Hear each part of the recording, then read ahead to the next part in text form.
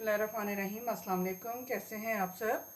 जी, आज मैं बनाऊंगी करेले गोश्त। और अक्सर घरों में ये जो सी है ये शिकायत रहती है कि जी करेले कड़वे बनते हैं, इसलिए बच्चे शौक़ से नहीं खाते, बच्चे खाते ही नहीं हैं। और ये गर्मियों की बड़ी अच्छी सौगात है, अल्लाह ताला की तरफ से नेमत है। तो मैं आज आपको इस तरीके से बनाना बताऊंगी, करेले आपके ज़रा से भी कड़वे नहीं बनेंगे। ठीक है जी। गोश्त लिया है मैंने 1 किलो और करेले भी 1 किलो हैं। 6 से 7 मेरे पास टमाटर है, 6 से 7 ही हरी मिर्च है, 4 से 5 बड़े साइज़ के मेरे पास प्याज है और सुरख मिर्च पिसी हुई 2 खाने के चम्मच, नमक आप अपने टेस्ट के मुताबिक इसमें डालेंगे और 1 चम्मच हल्दी।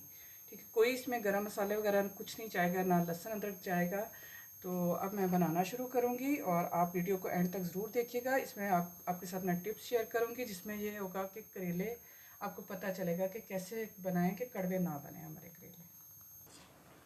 जी, अब मैं पहले गोश्त ऊपर रख लेती हूँ ताकि ये गल जाए अच्छे से। बिस्मिल्लाहिर्रहमानिर्रहीम। जो मैंने 5 प्याज दिए थे उसमें से 4 प्याज जो उनसे जो मैंने काट लिए और वो इसमें डालूँगी और टमाटर काट के ये शामिल करूँगी और हरी मिर्च इसमें डाल दूँगी काट के और 1 से 1.5 गिलास इसमें पानी डालूँगी। और आपको पता होगा कि आपका गोश्त किस क्वालिटी का है, तो आप उसमें उसी हिसाब से पानी डालें जिसमें ये अच्छी तरह गल जाए। मेरे लिए तो ये है कि इसमें मैं 1 से 1.5 कप पानी डालूँगी तो ये बहुत अच्छे से गल जाएगा। अब मैं इसमें डालूँगी पिसी हुई लाल मिर्च और हल्दी,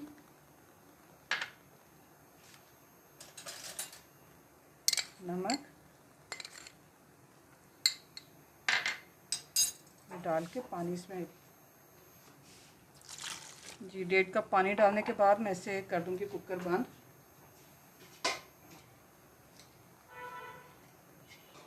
और इसे रख दूंगी चूल्हे पे।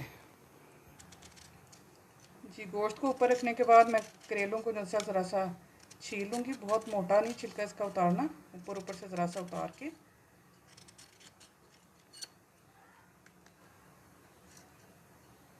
इस तरह मैं रखती जाऊँगी।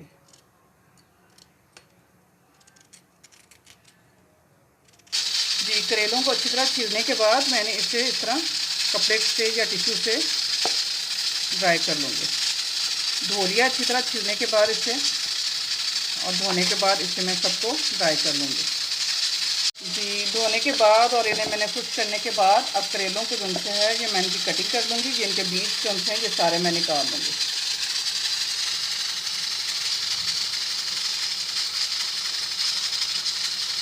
बीज निकाल लूँगी।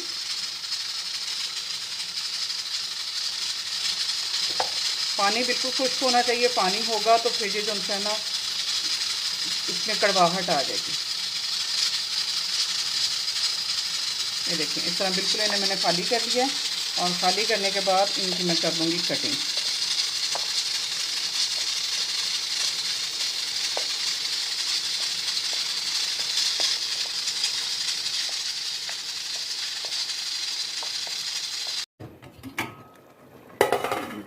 जी, 10 मिनट बाद देखे मैंने, देखें कि क्या कंडीशन है हमारे ये गोश्त जो पक रहा था।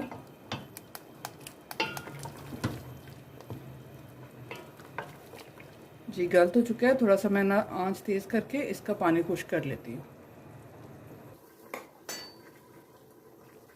जी, गोश्त को मैंने कर दिया दूसरे चूल्हे पे शिफ्ट और यहाँ मैं करूँगी करेले फ्राई। इसके लिए मैंने कढ़ाई में डाल दिया है कुकिंग ऑयल और ये करेलों की मैंने कर ली थी कटिंग। अच्छा, ये करेलों को छिलने के बाद इन्हें अच्छी तरह धोने के बाद मैंने जो इनके बीज निकाल के इनकी कटिंग की है। पानी बिल्कुल नहीं लगा होना चाहिए और देखें कि मैंने बिल्कुल भी इसमें नमक नहीं लगाया। नमक लगाने के बगैर ही मैं इसे फ्राई करूँगी और ये बहुत ही मज़ेदार और बिल्कुल कड़वाहट नहीं होगी इनमें। इस तरह ये पकेंगे। बस यही इसके 2 टिप्स हैं कि एक तो इससे नमक नहीं लगाना और दूसरा पानी लगा नहीं होना चाहिए इससे बिल्कुल भी। बिस्मिल्लाहिर्रहमानिर्रहीम। इन्हें मैं 2 से 3 पोर्शन में फ्राई कर दूँगी। जी, गोश्त का पानी हो चुका था खुश्क। इसमें अपनी थोड़ा सा डालूँगी ऑयल, तकरीबन ½ कप, और इसकी मैं अच्छे से भुनाई कर लेती हूँ।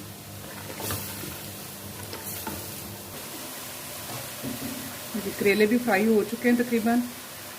बहुत ज़्यादा इसे ब्राउन नहीं करना, और हल्का सा इस तरह फ्राई करके तो इसे मैं निकाल लूँगी। ये करेले हमारे तकरीबन फ्राई हो चुके हैं।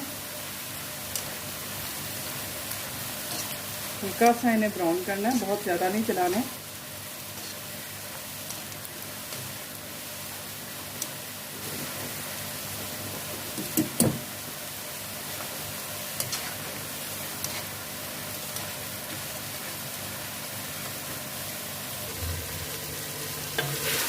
जी गोश्त की भी तकरीबन भुनाई हो चुकी है।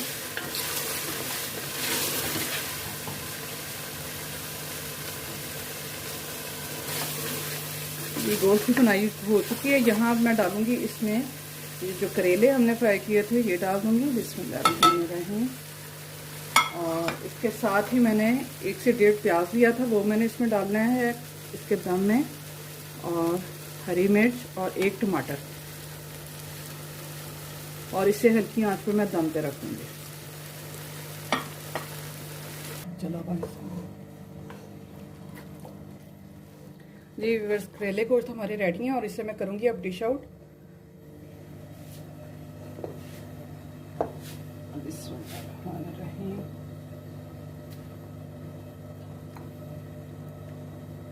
यकीन करें बहुत ही मज़े के बने, खुशबू भी बहुत ही अच्छी आ रही है इसकी। और आप इस तरह बनाएंगे तो आपके घर वाले ज़रूर शौक से खाएंगे।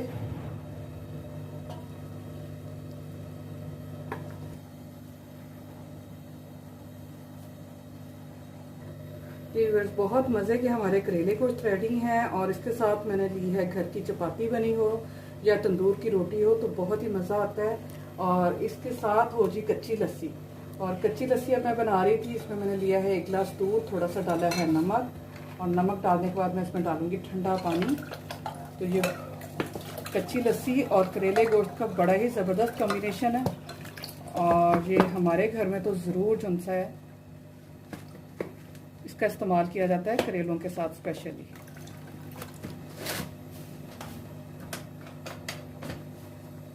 बहुत ही मज़े के बनते हैं, और आप भी ज़रूर इस तरह ट्राई करिएगा, क्योंकि बिल्कुल भी इसमें कड़वाहट नहीं होगी। हमारे एक हमसाये थे, बहुत ही अच्छी आंटी थी, तो उनका मुझे याद आ गया कि जिस दिन उन्होंने करेले बनाने होते थे ना तो सारे मोहल्ले को पता चल जाता था, क्योंकि वो नमक लगा के अपने घर की मुंडेर पे रख देती थी। सारा दिन जो सा ना वो करेले बेचारे नमक में सड़ते रहते थे, तो उतने ही ज़्यादा वो जो सा ना वो कहते पता चल जाता था सारे मोहल्ले को कि आज यहाँ पर करेले बन रहे हैं इनके घर। तो कड़वे भी बहुत ही बनते थे, इसलिए मैंने जिस तरह बनाया आप ज़रूर ट्राई करिएगा। बिल्कुल भी कड़वे नहीं होंगे, नमक नहीं लगाए, पानी नहीं लगाए, और इसके बगैर इसे ट्राई करें। जी व्यूअर्स, उम्मीद है मेरी आज की रेसिपी भी आपको अच्छी लगेगी। अपना बहुत सा ख्याल रखें, दुआ में मुझे भी याद रखें। ओके जी, अल्लाह हाफिज़। और ज़रूर ट्राई करिएगा, कमेंट बॉक्स में बताएं कि कैसी लगी मेरी आज की रेसिपी आपको। और जो हमारे चैनल पर नए हैं वो चैनल को सब्सक्राइब करें, लाइक करें, शेयर करें अपने फ्रेंड्स के साथ, अपनी फैमिलीज़ के साथ। ओके, अल्लाह हाफिज़।